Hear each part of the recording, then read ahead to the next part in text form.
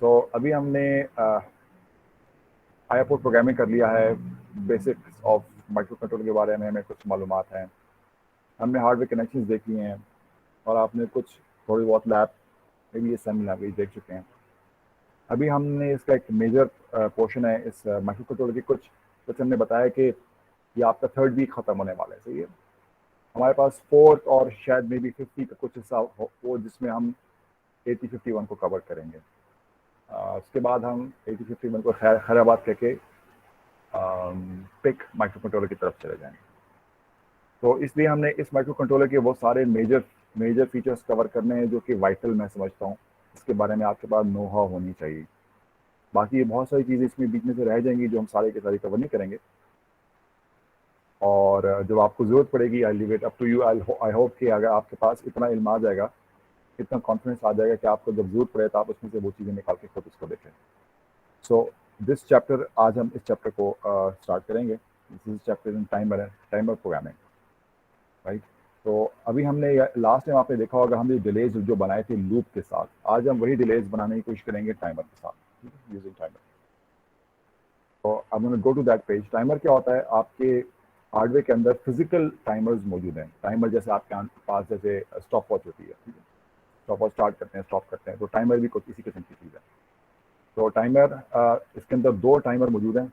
एक का नाम है टाइमर 0 और एक का नाम है टाइमर 1। दोनों 16 बिट के टाइमर हैं, ठीक है। 16 बिट के टाइमर हैं और इसके जो रजिस्टर्स हैं 16 बिट के, उनको एक्सेस करने के लिए हमें दो दफ़ा लो और हाई बाइट को सेपरेटली एक्सेस करना पड़ेगा, क्योंकि जो 8051 हमें मालूम है वो 8 बिट आर्किटेक्चर है, 16 बिट का नहीं है। तो इस तरह के दो रजिस्टर आपके पास मौजूद हैं। एक टाइमर 0 का रजिस्टर है और टाइमर 1 का रजिस्टर है। तो जो टाइमर की थ्योरी है वो कुछ इस तरह से है कि ये 16 बिट के रजिस्टर को आप किसी वैल्यू से इनिशियलाइज करेंगे।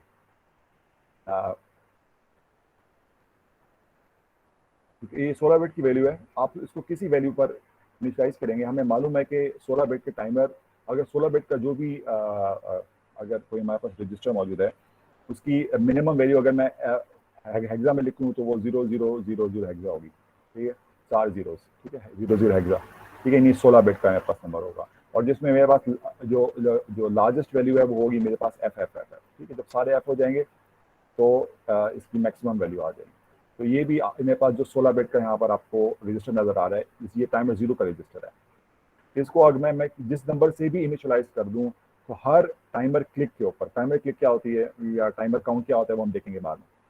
हर टाइमर काउंट के ऊपर वो एक इंक्रीमेंट होगा, इसकी एक बिट यहाँ से बढ़ जाएगी, ठीक है। अगर मैं 00 से स्टार्ट होता हूँ तो पहले 1 होगा, फिर 2 होगा, फिर 3 होगा, going all the way to the maximum number की FF तक पहुंच जाएगा। जब ये मैक्सिमम नंबर पर पहुंच जाएगा और एक और टाइमर की क्लिक आएगी तो ये ओवरफ्लो करेगा, यानी कि ये मैक्सिमम ये फ्लिप करेगा यहाँ पर FFF से, ये इसकी वैल्यू दोबारा जो है वो 0 हो जाएगी, ठीक है। तो जब ऐसा होगा कि इसकी वैल्यू FFF से 0 हो जाएगी मैक्सिमम वैल्यू पर पहुंचकर, जब ये टिप ओवर करेगा उस वक्त एक फ्लैग जनरेट हो जाएगा जिसे TF फ्लैग कहते हैं, TF फ्लैग। तो टाइमर 0 के लिए वो होता है TF0 और टाइमर 1 के लिए होता है TF1। तो जब TF फ्लैग सेट हो जाएगा तो आपको पता चल जाएगा कि टाइमर जब ओवरफ्लो कर गया, तब आपने इसको रीसेट करना होगा या whatever you want to do with it, right. So यहाँ पर आपको नजर आ रहे हैं आपके पास दो टाइमर के रजिस्टर्स हैं और इनके 8 बिट के दो सेक्शंस हैं, यानी कि क्योंकि हमने इनको एक्सेस करने के लिए अगर मैंने इसमें कोई वैल्यू लोड करनी है, लेट्स से टाइमर के रजिस्टर 0, ये टाइमर 0 के रजिस्टर में वैल्यू लोड करनी है, तो मेरे पास पहले 8 बिट को लोड करूंगा, उसके जो रजिस्टर का नाम है वो है TL0, मैं सेपरेटली इनके नाम मौजूद है। और जो हाई बिट है वो TH0, यानी अगर मैं 16 बिट का नंबर इसमें लोड करना है तो मैं 8 बिट का नंबर पहले इसमें लोड करूंगा और फिर अगले जो हायर 8 बिट है वो फिर इसमें लोड करूंगा। सिमिलरली टाइमर 1 के लिए भी ऐसे ही है, टाइमर 1 का लो बिट, टाइमर 1 की हाई बाइट, लो बाइट और हाई बाइट। तो इस तरह हम टाइमर 1 के रजिस्टर को एक्सेस कर सकते हैं। अब टाइमर 1 को कंट्रोल करने के लिए, यानी इसको स्टार्ट करना है, स्टॉप करना है, इसको कंट्रोल करने के लिए दो रजिस्टर्स और इस्तेमाल होते हैं जो कि इसको कंट्रोल करने के लिए इस्तेमाल किए जाते हैं। एक का नाम है TMOD, यहाँ पर दिया हुआ है, और एक का नाम है TCON जो कि आगे आएगा, ठीक है। TMOD, TMOD, TMOD और TCON, ये दो रजिस्टर्स हैं जो कि इसके लिए इस्तेमाल होते हैं। अब इस रजिस्टर के अंदर क्या होता है, इस रजिस्टर के अंदर ये सेटिंग होती है। देखिए ये रजिस्टर है TMOD रजिस्टर है, इसकी 8 बिट हैं आपको जो सामने आपको नजर आ रही हैं। अब इन 8 बिट में से जो 4 बिट हैं, यानी एक निबल जो है वो टाइमर 0 के लिए है, यानी कि ये वाला पार्ट, ये पहली जो एलएसबी वाली 4 बिट है वो टाइमर 0 को कंट्रोल करने के लिए इस्तेमाल होती हैं, और जो हायर 4 बिट हैं वो टाइमर 1 को कंट्रोल करने के लिए इस्तेमाल होती हैं, यानी ये वाली 4 बिट। ये क्या लिखा हुआ है, टाइमर 1 के लिए और ये टाइमर 0 के लिए। अब देखें बाकी इसमें भी M0 है, और M0 M1 इसमें भी M0 M1 है, ठीक है। इसी तरह से CT इसमें भी है और CT इसमें भी है, और इसका गेट इसमें भी है और गेट इसमें भी है। अब ये क्या होती हैं, सबसे पहले M0 M1 से स्टार्ट करते हैं। आपके पास टाइमर को के डिफरेंट मोड्स हैं, टाइमर के डिफरेंट मोड्स हैं, यानी कि आपको उनको डिफरेंट तरीके से चला सकते हैं। इसके टोटल 4 मोड हैं, हम इसमें से फिलहाल 2 इस्तेमाल सर करेंगे, ये बाकी जो 8 आप बिट को फर्दर डिवाइड किया गया, जो पहले जी हाँ 16 बिट 8 को 8 बिट में डिवाइड किया गया और फिर उनको फर्दर 4 बिट्स में डिवाइड किया। नहीं जनाब, नहीं जनाब, वो अलग रजिस्टर हैं, वो जो आपको बताए थे वो अलग रजिस्टर है 16 बिट के, TL0 TH0 TL1 TH1। यहाँ पर काउंटर की वैल्यू सेव होगी, यहाँ काउंटर चल रहा होगा, जैसे आपका टाइमर का जो स्टॉपर चल रही होती है ना, वो यहाँ पर चल रही होगी, वो ये रजिस्टर होगा जिसके अंदर आपका एक्चुअल टाइमर चल रहा होगा। ये जो रजिस्टर मैं आपको बता रहा हूँ 8 बिट का रजिस्टर, जिसका नाम है टी मॉड, ये अलग रजिस्टर है, और ये उन टाइमर को कंट्रोल करने के लिए इस्तेमाल होगा। आ रही बात समझ में, वो अलग रजिस्टर है, 16 बिट के 2 रजिस्टर वो अलग हैं, और ये 8 बिट का रजिस्टर टी मॉड, और एक और 8 बिट का रजिस्टर है टी कॉन, वो अलग है, क्योंकि ये अलग रजिस्टर हैं, दोनों 8 बिट के हैं, और ये उन टाइमर्स को कंट्रोल करने के लिए इस्तेमाल होते हैं, ठीक है। Right sir. यानी कि अगर मैं इस बिट को, यानी ये वाली बिट जो है CT को, अगर मैं इसको 0 कर दूंगा तो आपका पास जो टाइमर है वो टाइमर की तरह काम करेगा, और अगर मैं इस बिट को 1 कर दूंगा तो वो टाइमर की तरह काम नहीं करेगा, आपका टाइमर 0 जो है वो काउंटर की तरह काम करेगा, यानी कि वो किसी चीज को या किसी इवेंट को काउंट करेगा।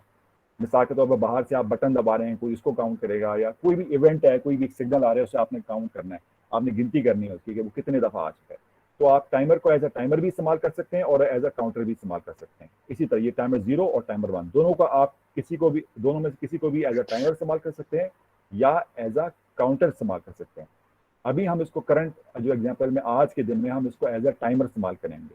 इसका मतलब है अगर मैंने टाइमर 0 या टाइमर 1 को एज अ टाइमर इस्तेमाल करना है तो इस बिट को, यानी कि बिट 0, बिट 1, बिट 2, इसकी जो बिट 2 है उसको मुझे 0 करना पड़ेगा अगर मैंने टाइमर 0 को एज अ टाइमर इस्तेमाल करना है, और bit 2, bit 3, bit 4, bit 5, bit 6, इसकी बिट 6 को मुझे 0 करना पड़ेगा अगर मैं टाइमर 1 को एज अ टाइमर इस्तेमाल करना चाहता हूँ, नॉट एज अ काउंटर, ठीक है।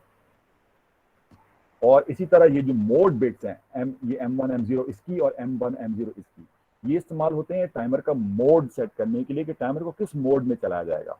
इस तरह की इसके 4 मोड आपको नजर आ रहे हैं, टाइमर एज अ 13 बिट का टाइमर, 16 बिट टाइमर या 8 बिट टाइमर। इसको हम देखेंगे कि इनमें फ़र्क क्या है। हम इन दोनों को, मेनली ये दोनों ज़्यादातर इस्तेमाल होते हैं, तो हम इन्हीं को एक्सप्लोर करेंगे, बाकी हम आप लोगों के ऊपर छोड़ देंगे कि आप लोगों के पास जब वक्त मिले तो उसको आप खुद एक्सप्लोर करें। हम इन दोनों टाइमर्स को इस क्लास में कवर करेंगे। इसके 2 मोड, 16 बिट का मोड और 8 बिट का मोड, और उसमें क्या फ़र्क है वी विल सी इंशाल्लाह, ठीक है।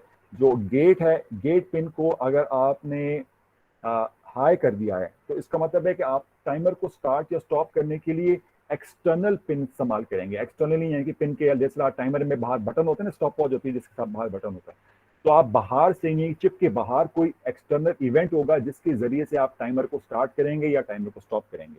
अगर आप ऐसा करना चाह रहे हैं तो आप गेट को 1 करेंगे, लेकिन अगर आप इंटरनली टाइमर स्टार्ट करना चाह रहे हैं, जैसे हम क्लास में कर रहे थे कि हम चाहते हैं कि हम इंटरनल डिले दे रहे हैं, जैसे हमें एलईडी को ब्लिंक करना है एक खास ड्यूरेशन के बाद, तो उस तरह का अगर आपने काम करना है तो आप गेट को 0 करेंगे और इसको सॉफ्टवेयर के जरिए से इंटरनली टाइमर को ऑन करेंगे या इंटरनली टाइमर को ऑफ करेंगे।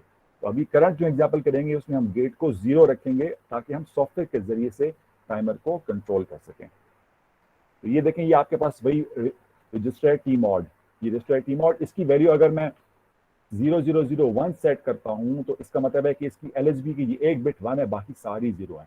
इसका मतलब क्या हुआ, let me come back to this. अगर ये सारे के सारे 0 हैं और आखिरी बिट 1 है, इसका मतलब है कि टाइमर 0 जो है वो मोड 1 में है और टाइमर 1 जो है वो मोड 0 में है, और बाकी इसकी सेटिंग क्या है कि ये मेरे पास जैसे टाइमर काम करेगा और गेट 0 है। तो इस तरह मैं इसको, ये बाइट एड्रेसेबल है, यानी मैं पूरी की पूरी बाइट इसमें राइट करूंगा इसका मोड सेट करने के लिए। तो टाइमर को इस्तेमाल करने से सबसे पहले मुझे क्या करना पड़ेगा कि before I start the timer और use the timer, I need to define कि उसका मोड क्या है, और वो इस तरह आप सेट कर सकते हैं। जैसा ये आपको अगर पता चल गया है कि आपके मोड की, आपके टी मोड की कौन सी बिट का क्या वैल्यू होनी चाहिए, उसको आप हेक्स में कन्वर्ट करें और उस पर मूव करा दें टी मोड के अंदर। तो इस इनमें से कोई आप कमांड, जैसे आप डिपेंडिंग ऑन कि आप क्या मोड इस्तेमाल करेंगे, आप पहले उसकी मोड सेट करेंगे, ठीक है। ऑलराइट, अब टाइमर क्लिक की बात करते हैं। टाइमर क्लिक के टाइमर काउंट किस फ्रीक्वेंसी के ऊपर करता है, किस किस क्लॉक फ्रिक्वेंसी के ऊपर टाइमर काउंट करता है। तो टाइमर की जो फ्रिक्वेंसी है वो जो भी आपने क्रिस्टल लगाया हुआ है उसको डिवाइड बाय 12 से होगी। यानी कि जो भी क्रिस्टल आपने लगाया हुआ है, अगर आपने 12 मेगाहर्ट्ज का क्रिस्टल लगाया हुआ है तो आपका जो टाइमर है वो 1 मेगाहर्ट्ज पे चलेगा, 1 मेगाहर्ट्ज पे काउंट करेगा। यानी कि हर काउंट जो है वो 1 माइक्रोसेकंड के बाद होगा। I think somebody is at the door. Alright, तो लेट मी रिपीट, आपका टाइमर जिस फ्रिक्वेंसी के ऊपर काउंट करेगा, जिस फ्रिक्वेंसी के ऊपर चलेगा, that is 1/12 of the frequency of the crystal that you have attached to the micro controller. अगर आपने 12 मेगाहर्ट्ज का माइक्रो कंट्रोलर लगाया है तो आपका टाइमर 1 मेगाहर्ट्ज पे चलेगा, यानी कि उसका एक काउंट जो है वो 1 माइक्रोसेकंड का होगा। अगर आपने 16 मेगाहर्ट्ज का क्रिस्टल लगाया है तो उसका एक काउंट, उसका जो टाइमर जो है 1.33 मेगाहर्ट्ज पे चलेगा और उसका एक टिक जो है वो 0.75 माइक्रोसेकंड में होगा। अभी इस किताब में जी सर ये फरमाइए। 112 होने की कोई वजह एग्जैक्ट? ये इसका इंटरनल डिजाइन ऐसा है, इसका इंटरनल डिजाइन ऐसा है कि ये काउंटर जो है क्रिस्टल फ्रिक्वेंसी को 12 क्लॉक साइकिल्स के बाद एक क्लॉक काउंट करेगा। ये इसका इंटरनल आर्किटेक्चर ऐसा है, ठीक है। जो अभी आपने स्टेटमेंट बोली कि टाइम में जिस 1 और 12 फ्रीक्वेंसी पे काउंट करे, वो कौन सी फ्रीक्वेंसी है जो आपने बाहर क्रिस्टल लगाया है, आप याद है आपने जो माइक्रो कंट्रोलर इस्तेमाल किया है उसको आपने एक्सटर्नल कोई क्रिस्टल लगाया था, आपने जो लैब में चलाया था माइक्रो कंट्रोलर, आपने जो Yes, लैब sir. में किस प्रोटियस पे लगाया था प्रोटीज पे लगाया था, जो आपने लैब में कोई लाइव लैब नहीं किया आपने? सर। हार्डवेयर पे सिर्फ वो देते हैं, प्रोग्रामर देते हैं और आईसी देते हैं, बाकी क्रिस्टल वगैरह नहीं देते। तो क्रिस्टल के बगैर आपका कैसे चलेगा आपका प्रोग्रामर? सर वो अभी उसके उन्होंने बाद चलवाया ही तो नहीं है। ट्रेनर पे करते हैं ना।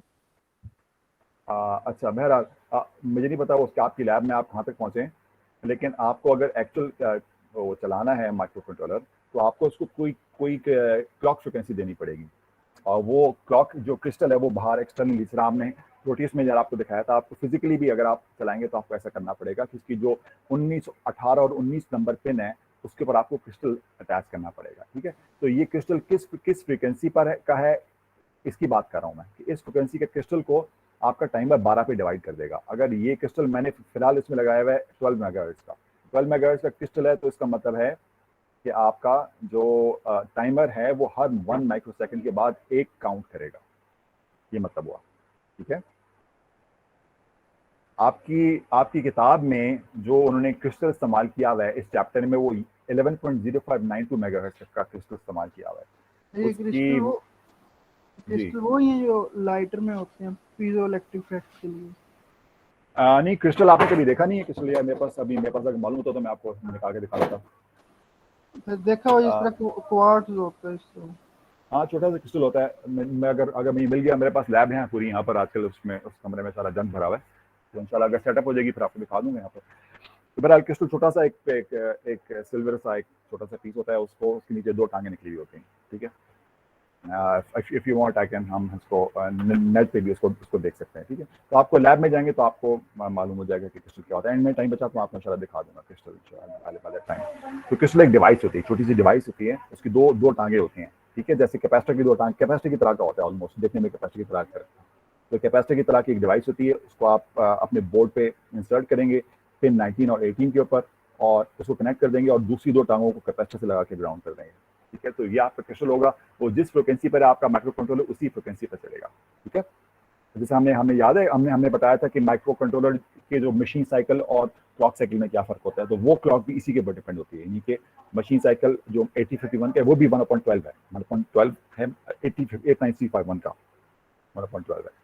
लेकिन इसका आपस में कोई ताल्लुक नहीं, जरूरी नहीं है कि टाइमर भी 1/12 होगा तो वो भी 1/12 होगा, वो आपस में इंडिपेंडेंट है। वो डिपेंड करता है कि आपने कौन सी आईसी लगाई है। बहरहाल आपकी इस किताब में जो उन्होंने क्रिस्टल इस्तेमाल किया हुआ है वो 11.0592 मेगाहर्ट्ज का क्रिस्टल इस्तेमाल किया है। वजह उसकी जब हम सीरियल पोर्ट करेंगे तब समझ में आएगा। सीरियल पोर्ट में इससे कम्युनिकेशन में आसानी हो जाती है। ठीक है, हमें जो इंटरफेसिंग की बात की थी ना, इंटरफेसिंग में इस फ्रिक्वेंसी पर हमें थोड़ी सी आसानी होती है। वो क्या होती है, इंशाल्लाह see when the time comes. तो अगर आपने 11.0592 मेगाहर्ट्ज का क्रिस्टल लगाया हुआ है तो आपके पास जो डिले आएगा वो 1.085 माइक्रोसेकंड का आएगा। ठीक है, तो गेट का हमने देख लिया। गेट जो की मॉड के अंदर जो गेट की पिन है उसको अगर हम जीरो करेंगे इसका मतलब है हम that we are not using any external hardware to start and stop the timer. तो हमें इसी की जरूरत है, तो उसलिए गेट को हम जीरो ही रखेंगे। Alright, so before without any further adieu let me just start. हम एक प्रोग्राम देखते हैं, उसके बाद will come back to this. Okay, तो अब आप so let me just यहाँ पर आपका जो कोड दिया हुआ है इसको मैं rather than typing it down let me just copy paste to save time। so मैंने यहाँ पर एक कील का प्रोजेक्ट खोला हुआ है, यहाँ पर मैं इसी कोड को पेस्ट करता हूँ and then let's try to understand कि ये इनमें से इन कमांड्स में इन इंस्ट्रक्शंस में क्या काम हो रहा है।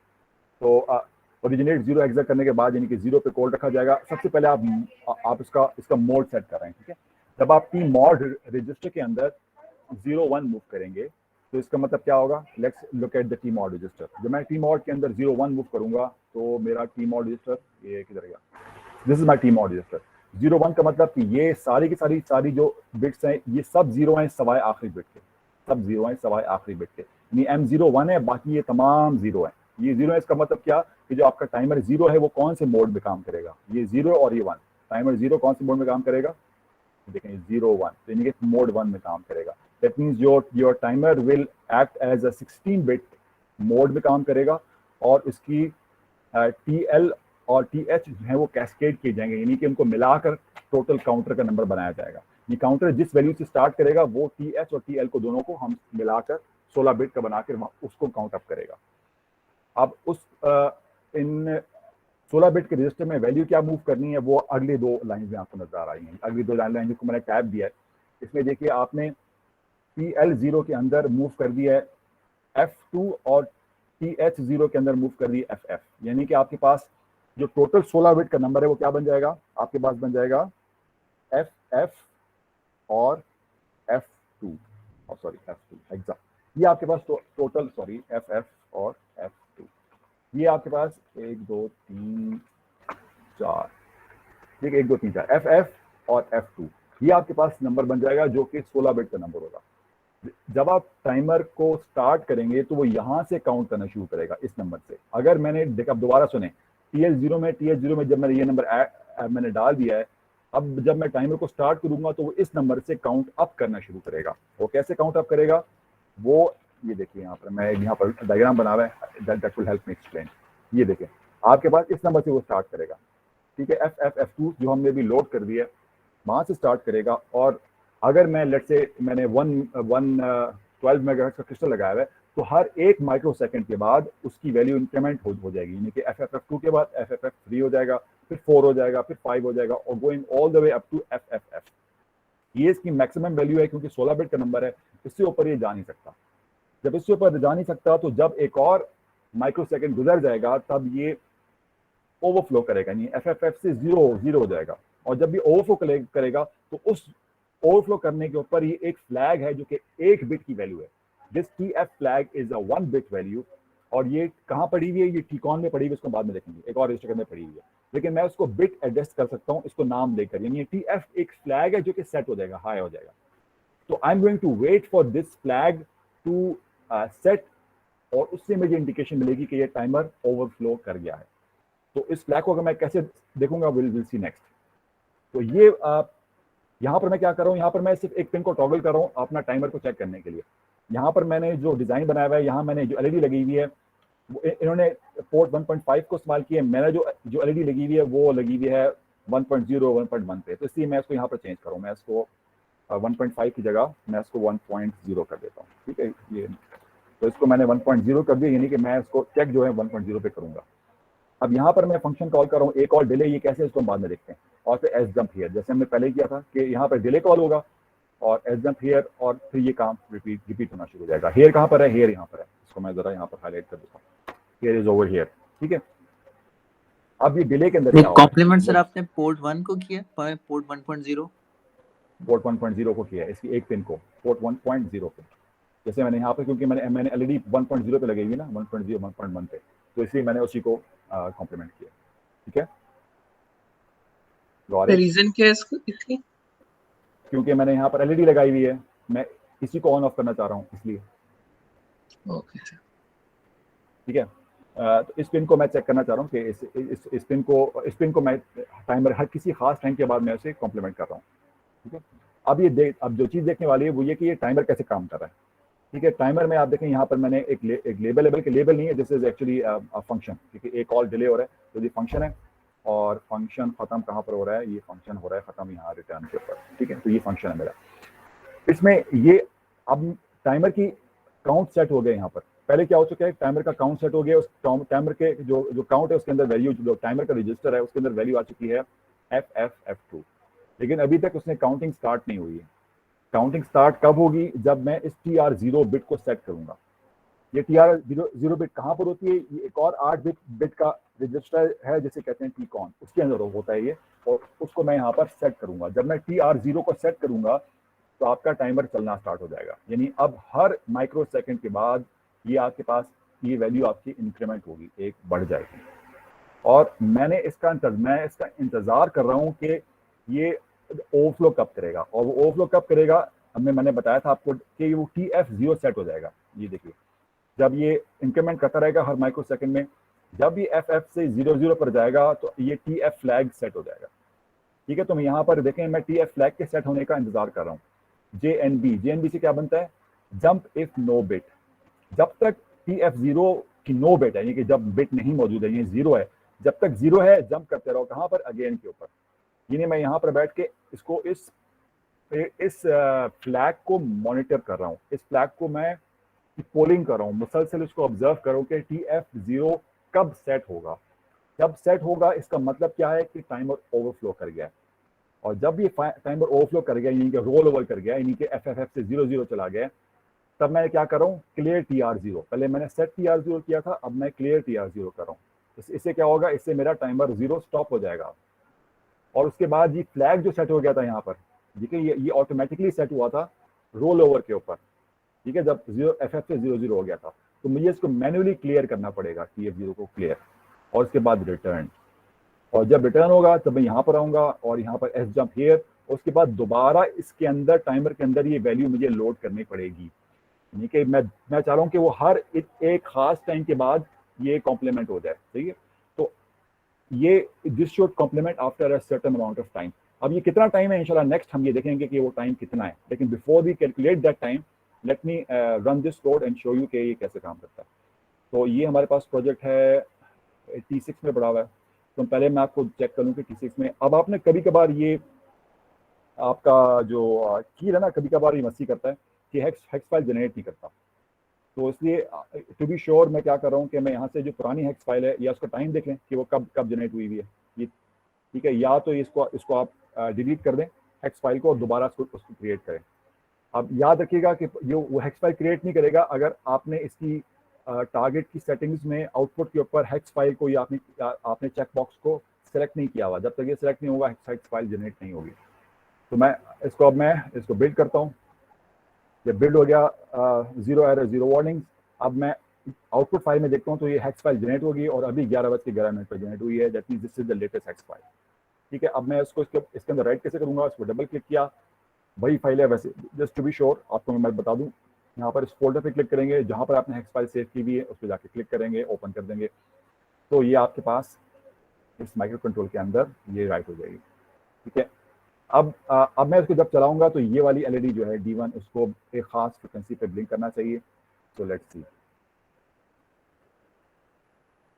ठीक है, और ये जो फ्रिक्वेंसी है वो यहाँ पर दिखा रहा है। अभी इसको अभी एक्चुअली बहुत तेज़ है, हम इसको बहुत तेज़ी से ब्लिंक कर रहे हैं, वो इसकी वजह से यहाँ पर आपको वार्निंग भी आ रही है, लेकिन मैसेजेस आ रही है कि your simulation is not running in real time, क्योंकि बहुत एक्सेसिव लोड है, हम इसको बहुत तेज़ी से कर रहे हैं। इसको अगर मैं आपको दिखाऊँ तो ये देखिए आपके पास, ये आपके पास वेव फॉर्म बन रही है। ठीक है, तो ये वेव फॉर्म एक्चुअली कितनी है, हम इसको मेजर भी कर सकते हैं हम इसको। मैं थोड़ा सा और अगर जूम इन करूं देन वी कैन मेजर कि एक्चुअली कितनी बन रही है, लेकिन हम उसको वहाँ से मैं पहले से क्या इसको कैलकुलेट कर सकते हैं। तकरीबन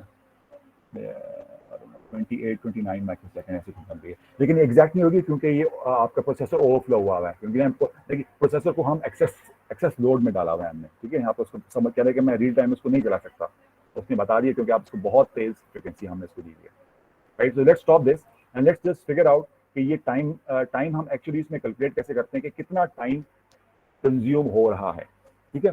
सो all right, so let's look at this now. The timer works on a clock frequency of 1/12 of crystal frequency. Therefore, अगर आपने 11.0592 का लगाया है, हमने यहाँ पर 12 का लगाया है, तो 12 के लिए भी आप कैलकुलेट कर सकते हैं। अगर आपने 11.0592 मेगाहर्ट्ज का क्रिस्टल लगाया है, यानी कि अगर मैं इस क्रिस्टल की वैल्यू को चेंज कर दूं और यहाँ पे मैं कर दूं 11.0592, ठीक है, 11.0592 जैसे उन्होंने किताब में लगाया है, मैं वही वैल्यू का क्रिस्टल यहाँ पर कनेक्ट कर देता हूँ, ठीक है। अगर ऐसा है तो आपके पास जो क्लॉक फ्रिक्वेंसी है वो 921.6 किलोहर्ट्ज होगी, क्योंकि हमने डिवाइड बाय 12 कर दिया, यानी कि एक टाइमर क्लिक जो है, एक टाइमर इंक्रीमेंट जो है वो हर 1.085 माइक्रोसेकंड के बाद होगा, ठीक है। तो अब मैं टोटल कितने काउंट चला रहा हूँ, अब मैंने टाइमर को स्टार्ट किया है इस वैल्यू से FFF2 से स्टार्ट किया है और ये जाएगा FFFF तक, ठीक है। तो यानी टोटल इसमें 13 काउंट हो गए। अगर डेसिमल में कन्वर्ट करें तो ये टोटल जो डिफरेंस बनता है तो वो 13 है, यानी कि 13 क्लॉक साइकिल्स के बाद, 13 not clock cycles, 13 timer ticks के बाद इसकी वैल्यू जो है वो FFF हो जाएगी। और फ्लैग कब जनरेट होगा, फ्लैग उस वक्त जनरेट होगा जब ये FFF से 0 हो जाएगा, यानी कि एक एक्स्ट्रा क्लॉक और लगेगी, यानी कि 13 + 1 14, यानी 14 क्लॉक्स के बाद आपके पास इस टाइमर की वैल्यू, इस टाइमर की वैल्यू दोबारा 0 हो जाएगी, जिसको वो फ्लिप कर देगा, FFF तक पहुंचेगा तो इसको फ्लिप करके दोबारा 0 हो जाएगा। तो इसमें कितना टाइम गुजरेगा, इन 14 टिक्स में कितना टाइम गुजरेगा, दैट इज 14 मल्टीप्लाइड बाय 1.085, यानी कि 15.19 माइक्रोसेकंड तकरीबन, ठीक है, 15.19 माइक्रोसेकंड। अब 15.19 माइक्रोसेकंड है वो उसकी एक साइड है, यानी कि कॉम्प्लीमेंट से पहले, यानी कि एक तरफ आपके जहाँ इसका हाई टाइम इसका यहाँ से हाई टाइम इसका तकरीबन 15 माइक्रोसेकंड तकरीबन है, ठीक है। और फिर आपने आप क्या कर रहे हैं, 15 माइक्रोसेकंड के बाद आप कॉम्प्लीमेंट कर रहे हैं आउटपुट को, ठीक है। हमने कोड अगर आप देखें फिर कॉम्प्लीमेंट कर रहे हैं, ठीक है। कॉम्प्लीमेंट कर रहे हैं इसका मतलब है पहले वो हाई था तो वो लो हो जाएगा, तो फिर 15 माइक्रोसेकंड तक दोबारा चलेगा, ठीक है। तो आपके पास जो इसकी टाइम पीरियड है वो तकरीबन 30 माइक्रोसेकंड के करीब होगा, ठीक है। अप्रॉक्सीमेटली 30 माइक्रोसेकंड के करीब इसका टाइम पीरियड होगा, ठीक है। सो अभी हम इसकी एक आध और एग्जांपल करेंगे ताकि आपको ज़्यादा बेहतर समझ में आ जाए। और अभी मैंने इसकी क्रिस्टल फ्रिक्वेंसी भी चेंज कर दी है, तो हम इसको चला के देख सकते हैं, लेकिन let's try to measure something which we can actually measure. तो ये भी देखिए हमने चेक किया था, ये तकरीबन 30 के करीब ही है, लेकिन वी वांट टू सी के हमें एग्जैक्टली क्या मिलेगा। Let's change the value of this timer a bit. बल्कि हम ऐसा करते हैं, अगर आप मुझे बताएं कि अगर मैं इस क्रिस्टल की वैल्यू को दोबारा मैं 12 कर देता हूँ, सिर्फ आपकी उसके लिए आसानी के लिए 12 मेगाहर्ट्ज कर दिया मैंने क्रिस्टल को, ठीक है। मैंने क्रिस्टल को 12 मेगाहर्ट्ज कर दिया। अब मैं क्या करता हूँ कि इस टाइमर की वैल्यू को मैं ये नहीं करता, F2 और FF नहीं करता, ठीक है। लेट्स से इस टाइमर की वैल्यू को मैं कर देता हूँ 0 यानी कि 0 से स्टार्ट करो। अगर मैं इसको 0 हेक्सा यहाँ पर कर देता हूँ और ये भी 0 हेक्सा कर देता हूँ, यानी कि टाइमर की जो मेरे पास स्टार्ट वैल्यू है वो ये नहीं होगी, अब टाइमर की स्टार्ट वैल्यू होगी ये मेरी, ठीक है। और मेरे पास जो एक काउंट है वो हो रहा है 1 माइक्रोसेकंड में, तो टोटल मेरे पास जो काउंट है वो कितने में होगा, यानी कि ओवरफ्लो कितनी देर बाद करेगा, ये आप कैलकुलेट कर सकते हैं। कैन एनीबॉडी टेल मी, आपके पास टोटल काउंट कितने होंगे? 16 तो बिट्स है ना, तो उसमें टोटल काउंट कितना होगा, हम कैलकुलेटर निकाल लेते हैं। सर 2 की power 16 microsecond, 2 to the power 16, ठीक है, 2 to the power 16, ठीक है, माइक्रोसेकंड। तो आपके पास 65536, ठीक है, 65536 होगा। अगर 65536 हर काउंट 1 माइक्रोसेकंड के बाद हो रहा है, तो एक दफा में जो काउंट है वो टोटल कितना माइक्रोसेकंड होगा, 1 एक्सपोनेंशियल 6 माइनस, यानी कि इतने माइक्रोसेकंड, ठीक है। तो अगर हम इसको मिली में करेंगे तो 1 2 3 यानी कि 65 मिली सेकेंड का तकरीबन एक जो है साइकिल, टोटल जो वेव जो टाइम पीरियड है वो उसका डबल हो जाएगा।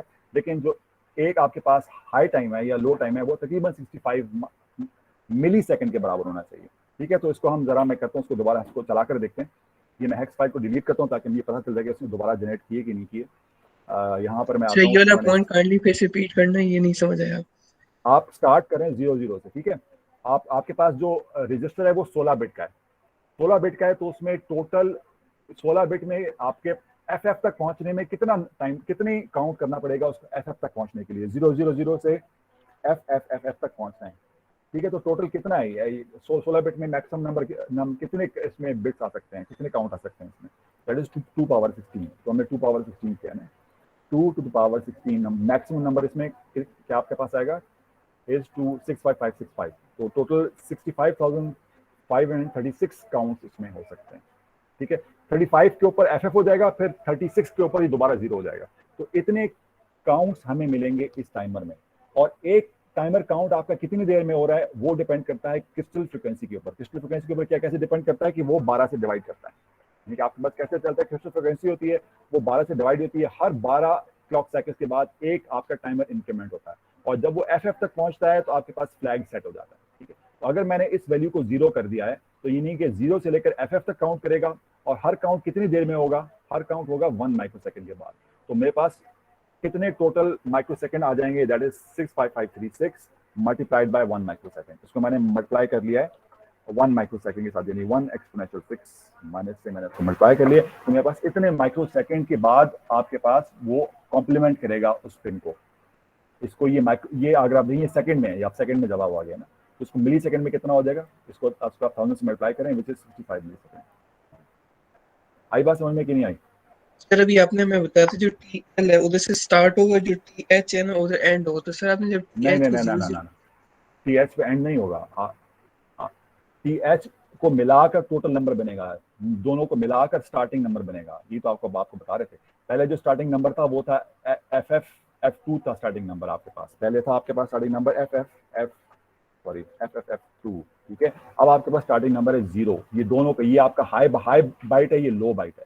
हाई बाइट और लो बाइट दोनों मिला के कॉन्केटिनेट करके आपका एक नंबर बनता है, वो मैक्सिमम मिनिमम वैल्यू नहीं होती, ठीक है। ये मैक्सिमम वैल्यू हमेशा एफ ही होती है, ठीक है। तो हम इसको लो बाइट 0 और हाई बाइट 0 दोनों हमको 0 बाइट से इसको स्टार्ट कर रहे हैं, और इसने एफ तक पहुंचना है। तो टोटल कितना काउंट होगा इसमें, starting from 0 going up to F.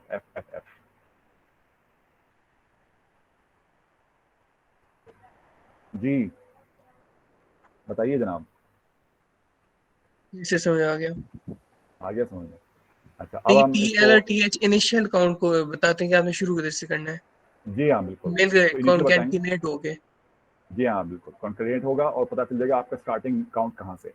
तो अभी हम स्टार्टिंग काउंट है वो हमने 0 रखा है, तो आप इसके टोटल हमें काउंट करेगा 65,000 तक काउंट करेगा, और हर काउंट जो है वो 1 माइक्रोसेकंड के बाद होगा because of our crystal value. तो आपके पास जो एक क्लॉक साइकिल है वो आपके पास तकरीबन एक जो हाई टाइम है वो आपके पास 65 मिली सेकेंड के बराबर होना चाहिए तकरीबन। So let's see if we get that answer. ठीक, अब आपके पास ये आ गया टाइमर। इसको लेट्स सी, थोड़ा सा हम इसकी छोटा करते हैं तो हम देख सकें इसको। लेट मी पॉज दिस ताकि मैं इसे मेजर कर सकूं। Alright, so let's measure this.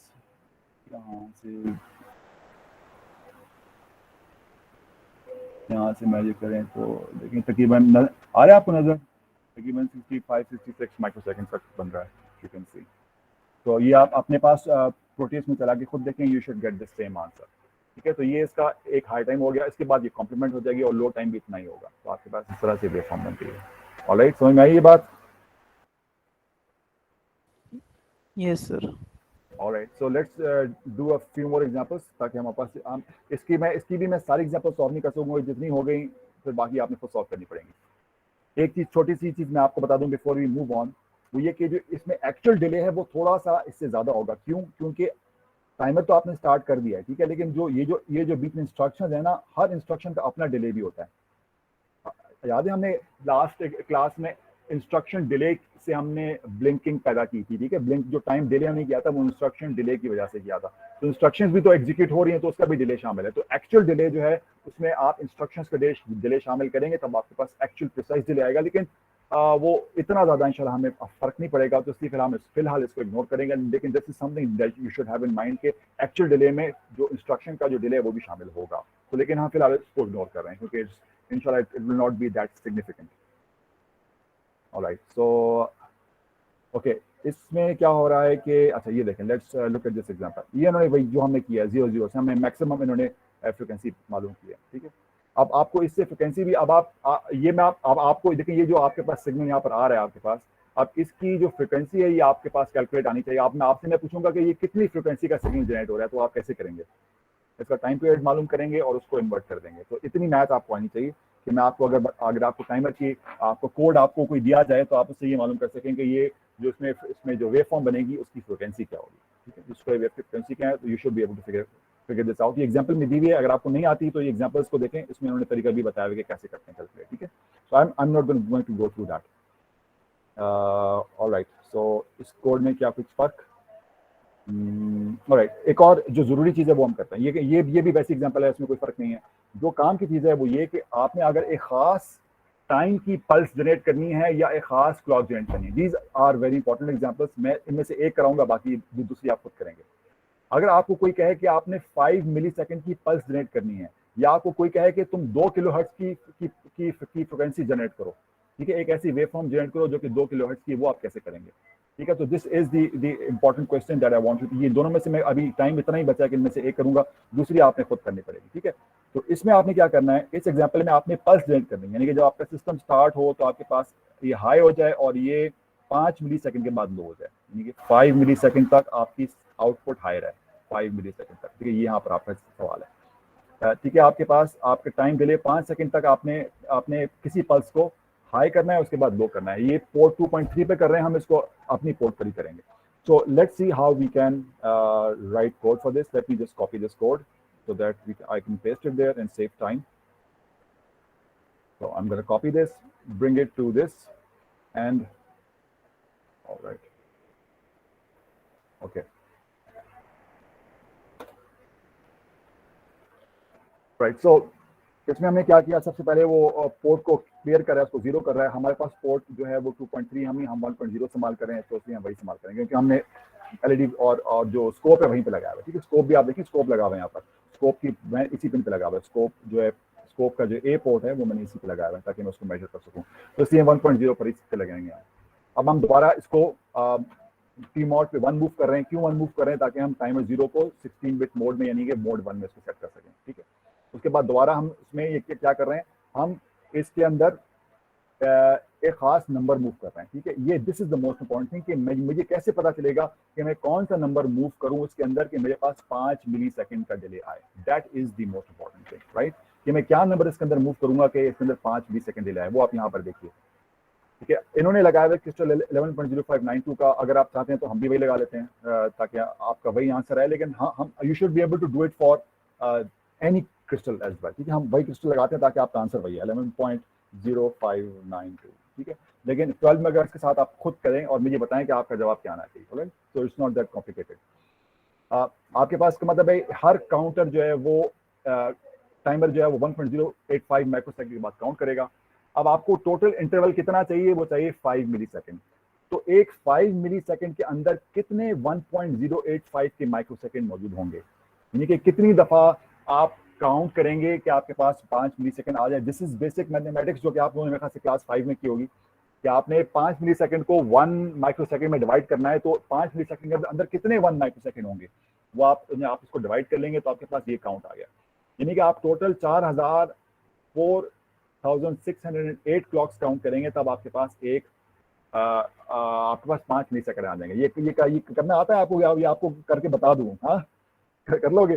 5 millisecond, 5 exponential 3 minus 5 millisecond divided by 1.085 exponential 6 minus, लिखा मैंने, ये तो 4608, यानी 4608 दफा जब मैं काउंटर चलेगा, आपका टाइमर चलेगा, तब 5 मिलीसेकंड पूरे हो जाएंगे। अगर आपने यहाँ पर 12 मेगाहर्ट्ज लगाया होगा तो मैं इसको किससे डिवाइड करूंगा? कौन मुझे बताएगा? 1 माइक्रोसेकंड। Very nice. तो किससे सॉल्व करें इससे?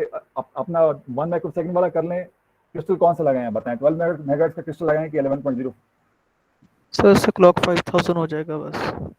हाँ बस ठीक है, सिर्फ इसमें ये फर्क हो जाएगा। तो फिलहाल हम इसको इसी पे चलाते हैं। लेकिन तो आपके पास 4608 क्लॉक साइकिल्स अगर आपने टिक करना है तो उसकी मैक्सिमम वैल्यू क्या होती है? आप 65536 में से इसको माइनस करेंगे। आपने कितना काउंट बैक आप मैक्सिमम वैल्यू में से माइनस कर लेंगे इस नंबर को, ठीक है? आपने क्योंकि आपने इतने काउंट के बाद ओवरफ्लो करना है, ठीक है? आप चाहते हैं कि 4608 काउंट के बाद वो एफ तक पहुंच जाए। तो एफ में से इस नंबर को माइनस कर लेंगे तो आपके पास वो इनिशियल नंबर आ जाएगा जो कि आपने काउंटर में डालना है। आ रही बात समझ में? मैक्सिमम नंबर से इस नंबर को इतने टिक्स को माइनस कर लेंगे तो आपके पास वो वैल्यू आ जाएगी जो कि आपकी टाइमर की इनिशियल वैल्यू होनी चाहिए। उसको आपने हेक्स में कन्वर्ट कर लिया। ये बात समझ में आई? This is the most critical thing इसमें, इस आज के लेक्चर में। ये बात समझ में आई? Sir simple mathematics. जी फरमाइए। ये बात तो समझ आ गई, लेकिन सर ये भी थोड़ी सी कंफ्यूजन इस बात में, जो कि 1.085 माइक्रोसेकंड, ये जो आपको फैक्टर है किधर से मिला है? ये आपके पास क्रिस्टल आपके पास 11.0592 का लगा हुआ है, ठीक है? 11.04592 मेगाहर्ट्ज का क्रिस्टल लगा हुआ है। 11.0592 का मेगाहर्ट्ज एक्सपोनेंशियल 6, ये मेरे पास क्रिस्टल लगा हुआ है। जो आपका टाइमर है वो हर एक काउंट कितनी देर बाद करता है? वो इसके डिवाइड बाय 12 पे, यानी कि दिस डिवाइड बाय 12, उसके अंदर एक 12 का डिवाइडर लगा हुआ है, ठीक है? यहाँ आपका जो टाइमर है वो इतने हर्ट्ज पर चलेगा, ठीक है? आपका जो एक्चुअल क्रिस्टल की 12th फ्रिक्वेंसी के ऊपर आपका टाइमर चल रहा होगा। अगर आपके पास टाइमर की फ्रिक्वेंसी ये है तो इसका टाइम पीरियड कितना होगा, यानी कि कितना टाइम पीरियड होगा इसका टाइम पीरियड और फ्रिक्वेंसी में फर्क पता है कि नहीं पता? यस सर पता है, इसको 1 ओवर कर देंगे। 1 ओवर कर देंगे तो उसको 1 अपॉन कर देंगे, ये क्या आ गया आपके पास? ओके 1.085, ठीक है? तो अगर मैं यहाँ पर 12 लगाऊंगा मेगाहर्ट्ज क्रिस्टल तो ये वैल्यू 1 माइक्रोसेकंड हो जाएगी, ठीक है? अभी ये 1.085 है, देखिए एक जो टाइमर का क्लॉक है वो 1.0, एक टाइमर काउंट 0 से 1 तक जाने के लिए इतना टाइम लेगा। ये बात समझ में आ गई? Yes sir. ऑलराइट, तो आपके पास जो टी एस के अंदर मैं क्या डालूंगा? डबल ई डालूंगा। टी एस के अंदर मैं डालूंगा डबल ई, और टी एच 0 के अंदर डालूंगा डबल ई, टी एल 0 के अंदर डालूंगा 0 0। क्लियर है ये बात? क्लियर है क्लास? टी एच के अंदर मैं डालूंगा, टी एच 0 के अंदर डालूंगा डबल ई, और ये देखो टी एच 0 के अंदर मैंने डाल दिया डबल ई, और टी एल 0 के अंदर डाल दिया ये 0 जो यहाँ पर आ गया, देखें टी एल 0, और ये यहाँ पर आ गया टी एच के ऊपर। तो लेट मी रन दिस। हमारी क्लास का टाइम ऑलमोस्ट खत्म हो गया, तो let's run this to see if we get the result. Code को मैं चेंज कर देता हूँ 2.3 से 1.0, और बाकी सारा कोड वही है। इसको मैंने डंप इफ नो बिट और बाकी सारा वही हो रहा है, और ये क्लियर वाला जो है इसको भी 1.0, सिर्फ मैंने पोर्ट का नंबर चेंज किए हैं। और इसको मैं हेक्स फाइल इसकी डिलीट करता हूँ ताकि मुझे पता चल जाए हेक्स फाइल जनरेट हुई है, और इसको मैं यहाँ से बिल्ड करता हूँ। राइट, हेक्स फाइल यहाँ पर आ गई है, और इसको अब मैं यहाँ पर रन करता हूँ। मैंने क्रिस्टल की वैल्यू को चेंज कर लिया, ठीक है? और now when I run this I should get, ठीक है, 5 मिलीसेकंड की पल्स, ठीक है? अब ये इसको मैं पॉज करता हूँ एंड इसको जूम इन करते हैं to see if we get that, ठीक है? तो इसको मैं अगर यहाँ से देखूँ तो मेरे पास ये प्रिसाइसली नहीं आई है। वो क्यों नहीं आई? वी हैव टू सी, कुछ मतलब है। 4.7 मिलीसेकंड आ रही है, 5 की नहीं आ रही, इसको विल हैव टू सी। तो ये आप खुद ट्राई करें, ट्राई टू फिगर आउट 4.7 क्यों आ रही है। वो इंस्ट्रक्शन डिले की वजह से तो उसका बढ़ना चाहिए, वो क्यों नहीं एग्जैक्ट आ रहा, maybe we have made some mistake. So बहरहाल अभी हमारे पास टाइम नहीं है कि हम इसको डिबग करें, क्लास का टाइम खत्म हो गया। आप लोग इसको खुद चला के देखें, इसको डिबग करें, इसको try to play with this, okay? Try to play around and see if you get the same answer और नॉट। उसके क्रिस्टल की फ्रिक्वेंसी चेंज करें, और उससे ये हमें पता चल जाएगा कि ये कितना प्रिसाइज रिजल्ट देता है, ठीक है? तो थोड़ा सा इसमें एरर अभी आया है हमारे पास, लेकिन इसको डिबग करने का टाइम नहीं फिलहाल हमारे पास। So you go ahead and do it. ये आप अपने घर में बैठ के कर सकते हैं वीकेंड पर। तो इस कोड भी आपके पास दिया हुआ है, कोड को चलाएं और देखें कि आपके पास क्या जवाब आता है, ठीक है? सो बेटा ये आप लोगों ने खुद करना होगा, राइट? ये मैं आप लोगों का हाथ पकड़ा के नहीं कर सकूंगा। आप लोगों का अगर इंटरेस्ट होगा तो आप लोग इसमें आएंगे, इसको अपने इसके लिए आपको किसी रिसोर्स की जरूरत नहीं है, ये दोनों सॉफ्टवेयर आपके पास मौजूद हैं, घर पे बैठें और ये इस कोड को चला कर देखें कि चल रहा है कि नहीं चलो। बाकी भी कोड में सारी की सारी एग्जाम्पल सॉल्व नहीं कर सकूंगा आपके साथ, ठीक है। तो जितनी एग्जाम्पल बाकी इसमें बच गई, सही अगली एग्जाम्पल है, इसमें 2 किलोहर्ट्ज का सिग्नल जनरेटर है, इसको खुद चला के देखें, ठीक है।